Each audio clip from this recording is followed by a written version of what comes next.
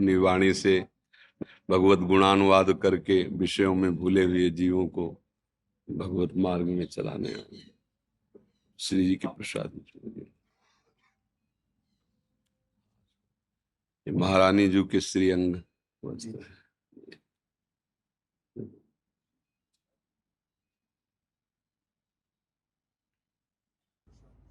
एक और पीछे उनको भी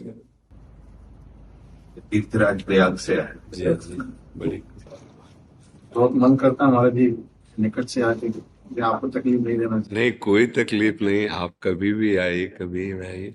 आप हमारे पूजनीय हैं, आदरणीय हैं। देखो, हमारे हृदय की बात, जो मेरे स्वामी का यश गाते हैं उनकी चरण धूल हमारे माथे पे है।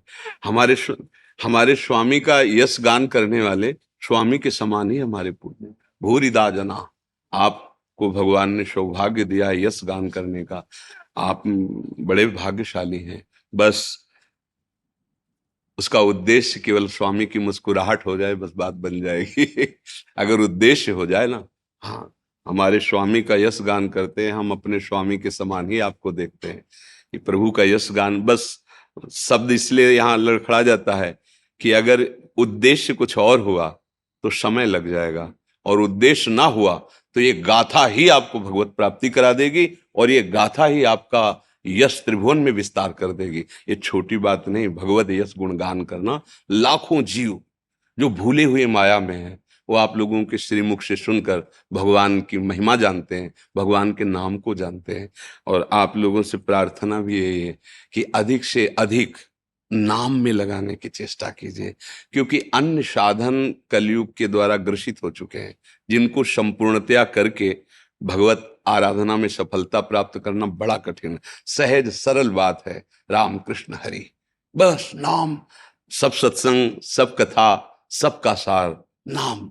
जहां तक हो सके तो नाम में प्रीति हो, ऐसे वचनों का प्रयोग करें, और भगवान की लीलाओं में सावधानी रखें। जैसे भगवान की कुछ ऐसी प्रेम प्रसंग की लीलाएं हैं जो उच्च कोटि की भाव नाम से युक्त महापुरुष ही हजम कर सकते हैं, अन्यथा दोष दृष्टि कर लेंगे। कुछ ऐसी भगवान की विलासमयी लीलाएं हैं जिनको अपने लोगों को अपने स्वामी की ऐसी बातें प्रकट करनी है जो जन साधारण समझ सके। अन्यथा फिर जैसे बड़े बड़े जनों से गलती हो गई, वो हमारे स्वामी की उस महिमा को ना समझ करके शब्दों में आ गए, और शब्दों का इसलिए है प्रार्थना, वो हमारे स्वामी हैं।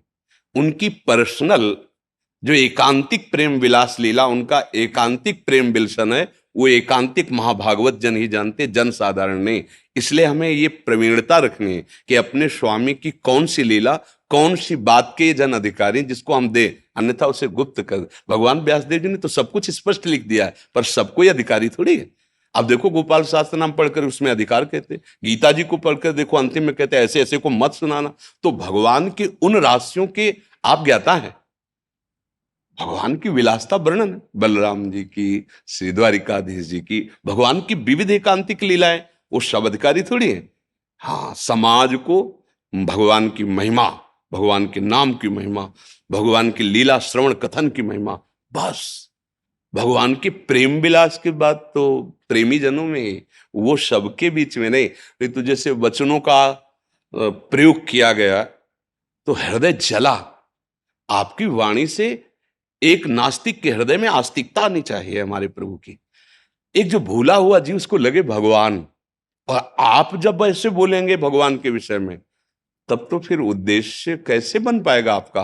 आपका उद्देश्य जगत मंगल में भगवत चरित्रों का कथन श्रवण, यद्यपि उनमें न्यूनता की कहीं संभावना ही नहीं है। उनका जितना विलास है वो अपने आप से अपने आप में है। वो जो पा रहे हैं ना, सच्चिदानंद श्री कृष्ण सच्चिदानंद ही पा रहे हैं, सच्चिदानंद ही देख रहे हैं, सच्चिदानंद ही सुन रहे हैं, पर आप थोड़ी देख पाएंगे। अब वो प्रश्न उठ गया ना महाभागवत परीक्षित जी के हृदय में, रास के समय गुप्त कर दिया और आगे बढ़ा दिया। इसलिए आप सबसे प्रार्थना है हमारे स्वामी का यश हो, और जो सुनने वाला है वो आसक्त हो नाम महिमा रूप महिमा। ऐसे कोई प्रसंग न दिए जाएं जिनसे प्रश्नवाचक चिन्ह समाज में खड़ा हो, और भगवान की भगवत्ता पर वो प्रश्न कर दे। यही प्रवीणता है, हम उनके दास हैं। हमको क्या देना है ये हमें संभल के देना है।